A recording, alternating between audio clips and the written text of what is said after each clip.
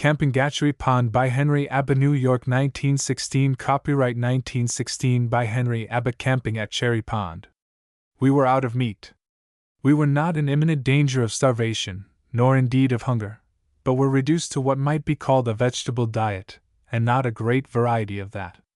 Bige and I discussed the situation while we ate our frugal evening meal of flapjacks, maple syrup, and onions. We had eaten onions, syrup, and flapjacks for luncheon, and syrup, onions, and flapjacks for breakfast that same day.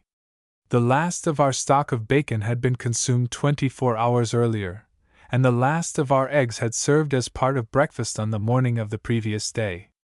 Our fresh meat had disappeared 5 days before, and the potato bag was empty. We had some coffee and plenty of spring water. The flapjacks were good, but we were not quite happy. There was a lot of sameness in our diet, which was far from agreeable, and we now were considering ways and means. I suppose it is due to the perversity of the human animal that he craves what is sometimes called a balanced ration. We were both fond of flapjacks, and likewise of onions. There is nothing quite so satisfying as onions, cooked over and eaten by the campfire. But onions 3 times a day, and day after day, well, I suppose it would have been just as bad if we had been sentenced to eat ice cream for a steady diet. I seem to recall that we had, in our Sunday school days, the authority of the good book for the statement that the Israelites went on a strike because they were obliged to eat quail 3 times a day for a long while. Bige and I were living at the Cherry Pond camp. We had gone over there to hunt deer, and had taken in with us, 10 days previously, what we considered a good supply of food, but then, we had counted on shooting a deer and expected to have venison to add to our cuisine. Of course, we could have gone back to Brown's Hotel and gotten some more food, but Deerland Lodge was 10 miles away. Besides, the people there would have laughed at us if we had returned empty-handed. We were expected to bring meat back with us, but luck had been against us. There were plenty of fish in Cherry Pond. We had caught them there many times, but at the time of which I write the season was closed for both speckled and lake trout, and moreover, we had brought no fishing tackle, so a fish diet was out of the discussion. It was early October, and the deer hunting season had opened on the first day of the month. We had come to hunt deer, but we had no thought of taking a mean advantage of the deer or of violating the game law by hunting him at night along the shores of the pond with a jack light. That would have been too easy, and in our opinion little short of murder. We proposed to be sporty and practice only the still hunting method. That would give the deer long odds and, so to speak, a running chance for his life. Under the prevailing conditions the chances were indeed about 20 to 1 in his favor. The Cherry Pond Camp. In still hunting one must sneak through the woods, making no sound and as little motion as possible. Preferably one should also hunt upwind, but this is not always possible. The deer has been provided with a pair of very large ears capable of collecting the sound made by a breaking twig many rods away, and his sense of smell is so keen as to telegraph to his brain the human scent and warn him of the approach of his hereditary enemy long before he is within range of vision. It is also the habit of the deer, when lying down, to take such a position that he can keep his eye on his own back track, while he has in effect his ear to the ground. At this time the leaves had just begun to fall, and there had been no rain for many days, so when one walked through the woods the leaves rustled, and dried twigs and branches snapped, making the forest noisy.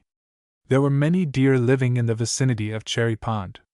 We had seen tracks and other signs of their presence, but on the few occasions when we saw a deer it was usually only the flash of his white tail as he jumped from behind a clump of bushes and disappeared behind a rock or other screen. Twice we took snapshots, and in each instance the bullet, we found, was embedded in a tree trunk that the deer had succeeded in placing between the gun and himself at the first running jump. I had also sat many hours on logs watching runways while Bige tramped around a hill or over a mountain to drive a deer past my watch station. On one occasion when I heard a deer coming and was all ready to shoot, he evidently suspected danger, crossed over to another parallel runway, and passed without coming into view. We had traveled many miles in our hunt, had been over Panther Mountain and Eagle Mountain, had been up Beaver River Valley, and had visited Pickwacket Pond and Muskrat City. We had hunted carefully and patiently, but had each night gone back to camp without meat, and the situation was becoming serious. Cherry Pond, so named because of the quantities of wild cherries that grow near it, was one of our favorite camping places, and we had spent more or less time there every year for the past 15 years, both during the fishing and hunting seasons. Many a fine trout has found his ultimate destiny in our frying pan over the Cherry Pond camp fire. Bige and I had built an open log camp there, one of the type called a lean-to. It is so named because it leans to or against nothing. In other words, the camp has 3 sides, a sloping roof, an overhanging or projecting hood, and a fireplace built of stone in front. This type of camp can be made very comfortable except in cold winter weather, and in it one can be sure of plenty of fresh air. Some of the enclosed log cabins we have built are not so well ventilated and are liable to be close and stuffy. The dining room. We had a lot of fun in building this camp.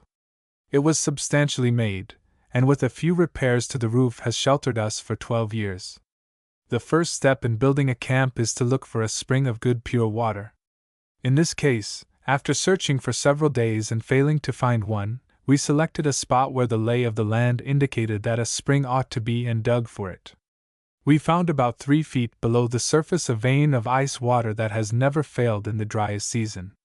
Next, we selected a spot on top of a knoll about 50 feet above the surface of the pond and 200 feet away from it, where we staked out our foundation. This elevation put us above the fog and damp air which settled down on the water at night. Then we proceeded to make a set of drawings and specifications such as would be made in building a house. The logs and roof timbers were cut and fitted to specification before they were carried to position. The ground plan was 12 by 8 feet. The ridge pole was 9 feet high. The hood projected 2 feet and was 7 feet above ground. The walls were made of spruce logs and were 5 feet high. The bottom log was 10 inches in diameter. Others graduated in size up to 5 inches at the top. Rafters were placed 4 inches apart. These and other roof timbers were made of spruce saplings 2 to 3 inches in diameter, and the roof and gable ends were covered with tar paper, the roof projecting 1 foot beyond the walls all around to keep the outside of logs dry. Cracks between the logs were caulked with dry moss. On the ground, across the front, we placed a log 10 inches in diameter, and another of the same size parallel to it at the rear. Across these 2 logs from front to rear we placed birch saplings 1 1/2 inches in diameter at the butt. These poles were selected with some care to have them straight, and they were placed 1/2 inch apart, butts to the front, and a single wire nail fastened each pole to the front log and kept it in position. The small ends of poles were left free to slide on the rear log when bent. On top of this birch gridiron we made our bed of balsam boughs. The result was as comfortable a spring bed as one can buy at a furniture house. We built a cupboard at one end of the shack in which to store our food, and it was eaten up by porcupines and rebuilt the second time before we learned to cover the boards with tin. Also, after one table had been chewed up by the animals, we suspended the new one with wire from the roof of the camp on leaving, and since then have found it in good condition when we returned. The camp afforded sleeping space for 3 or 4 persons. On occasions when we had several guests we would set up a tent in the backyard. From time to time we made improvements. For example, we built a pavilion to cover the dining table so that in rainy weather we were not obliged to eat our meals on the bed. One day during the hunt we came upon signs of bear only a few rods from the camp, and the tracks and other evidence of his presence were fresh. He had not been gone more than a few minutes when we arrived. The black bear of our forests is very fond of cherries and other fruits. The wild cherries of these woods are of a superior variety. They are much larger and sweeter than the ordinary type of choke, or pin, cherry. They are black and have a bittersweet flavor. We often eat them, but they are best used in making cherry bounce. The bear will gorge himself on these cherries, and he is no conservationist. He climbs a tree if it is a large one and breaks off all the branches. If it happens to be a small tree, he will tear it down and break it limb from limb, or he may pull it up by the roots, thus destroying the crop for another year. The bear is a typical American.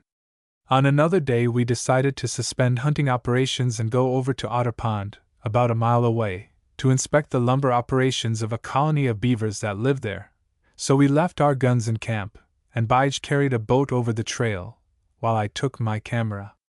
Just as we emerged from the woods, we saw on the shore of Otter Pond, quietly browsing and about 75 yards away, a big buck deer having 5 prongs on each horn. "Gosh!" said Bige. We looked at him some minutes before he discovered our presence and loped off into the woods. It was as fine a shot as we shall ever have if we hunt the balance of our lives, but our guns were a mile away. While paddling across the pond and near an island, we heard a squeaking sound such as a lot of mice might make. Stopping the boat to listen, we soon saw, on a partly sunken log, 6 young mink. They were about the size of kittens when a week old. We sat quietly watching them a few minutes, when the mother mink came to the surface with a trout about 5 inches long in her mouth. She swam to the log and laid the fish on it, when the little ones scrambled for it, tearing it into shreds in a jiffy. They fought over the last scrap while the mother mink dove under the water again, and we continued across the pond to the beaver house, which was on the opposite shore. The beaver house. This beaver house was made of sticks of wood of varying size fastened together by mud. It was cone-shaped and placed on the bank with one edge in the water. It was about 15 feet in diameter at the base and 7 feet high at the center. There were 5 separate canals or ditches sunk below the bottom of the pond, all entering the house under its base and about 4 feet below the surface of the water. These allowed the beaver entrance and exit when the ice was very thick in winter. We stopped our boat alongside, pounded on the roof with the paddle, and waited for a response. We heard a murmur of beaver talk inside, and in 2 or 3 minutes there came a sudden splash directly behind us, and a shower of water poured over my head and down the back of my neck. The grandfather beaver, the largest of his tribe, had come out through one of the cellar passages, under the boat, had come to the surface behind us, had lifted his tail, which was as broad and flat as Bige's paddle, and slapped the water with it, throwing spray at least 6 feet into the air. When I caught sight of him, he was in the act of diving, but he presently came to the surface again, about 50 feet away, and started swimming toward the opposite shore. I wanted his portrait for my collection, so we went paddling after him. 5 or 6 times we got near enough to focus the camera on him and pressed the button at just the instant when he slapped the water and dove under. The result was a half-dozen pictures of fountains, but no beaver. A beaver fountain. We were now a half-mile away from the house up the pond, and for the first time realized that we were victims of a perfidious beaver trick. His sole purpose was, clearly, to allure us as far away from his house and his family as possible, and he had won. About 15 years previously, a fire had burned over nearly 100 acres of forest on the northern shore of Otter Pond, and this was now grown up with poplar and white birch saplings. The bark of both these trees is used as food by the beavers, and they were now busily at work cutting down, clearing away, and storing for winter use this second growth of timber. Unlike the bear, Brother Beaver is very thorough and economical in his operations. Nothing is wasted. He cuts down a tree with his chisel-shaped teeth, takes out a chip just such as comes from a lumberman's axe, cuts the tree into approximately 4-foot lengths, trims out the branches, and carries away every scrap of it, even the small twigs. Nothing is left where the tree fell but stump and chips. What is not required for immediate use is piled up under water to keep the bark soft and fresh for winter consumption. And when he has peeled and eaten the bark from a stick, he saves that stick for use in enlarging his house or in repairing his dam.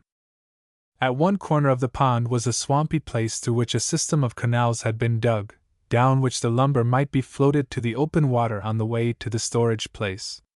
There were also roadways on the hillside, cleared and smooth, down which hundreds of sticks had been dragged to the water. About 10 acres had been thoroughly cleared, and there were signs of activity on every hand, but most of the actual work was done at night. The beaver was the pioneer civil engineer of the American continent. At Otter Pond he had repaired and rebuilt a dam which had been used by a lumber company 20 years before. The Dutch oven. To return to the discussion at our evening meal of the meat famine, Bige said that if we would get up early in the morning, long before sunrise, and go across the pond and up into the mouth of Fox River, we should find deer feeding there on the yellow pond lilies and button grass. We would have to find a hiding place before it got light, as the deer seldom stayed long at the water after sunrise. So in the chill and shivery hours of the following morning we were on our way, I in the bow of the boat headed forward with my Winchester across my knees, and Bige operating a still paddle at the stern. By this method the paddle is not lifted out of the water. It is merely turned in the water so that the sharp edge of the blade is presented on moving it forward and the broad side is against the water on pushing it back. No ripple is made, or other sound, and the boat moves forward like a ghost through the darkness. A dense fog had settled down near the water, but it was clear overhead. Groping along the opposite shore through the fog, we made our way finally into the mouth of Fox River and immediately heard a great splashing and sloshing just ahead. It sounded as if a lot of cattle might be wading across the stream, but we could see nothing but fog. Bige whispered from the other end of the boat, "There's a whole herd of them. Pick the one with the biggest horns." I cocked my rifle so as to be ready for a quick shot, while Bige pulled the boat up along shore behind an overhanging wild rose bush, and we waited with nerve and muscle tense. The splashing continued for what seemed a long time. Finally the rising sun crept over the hilltop and the fog rolled slowly up like a proscenium curtain in a theater and disclosed, at a distance of about 30 yards, a doe standing in the shallow water and quietly eating button grass, while 2 spotted fawns were playing tag, racing up and down, splashing water in every direction. With head and tail erect they would run about, kicking up their heels and snorting like a lot of calves at play in a barnyard. One of the partridges. This was a show worth the price of admission, and we sat and watched it for fully 10 minutes, when a shifting breeze apparently carried our scent to the mother, who instantly sounded a note of warning, and the family party quickly disappeared through the brush into the tall timber, and we paddled back across Cherry Pond to our breakfast of flapjacks, syrup, and onions. As we approached the landing place it occurred to me that the hammer of my gun was still up, and that the gun had not been lifted from my knees during the entire performance. As I let the hammer down and removed the cartridge from the barrel, I was conscious of a sense of relief that nothing had occurred to disturb the pleasant relations of the happy family. After breakfast I went over on the Wolf Mountain Toad Road and shot 4 fine fat partridges. That night we had roast partridge for dinner. Have you ever eaten partridge that had been roasted in a Dutch oven before a campfire? Well, say. Just take and have them stuffed with onions, baste them well, and roast them brown with a lot of gravy. End of Camping at Cherry Pond.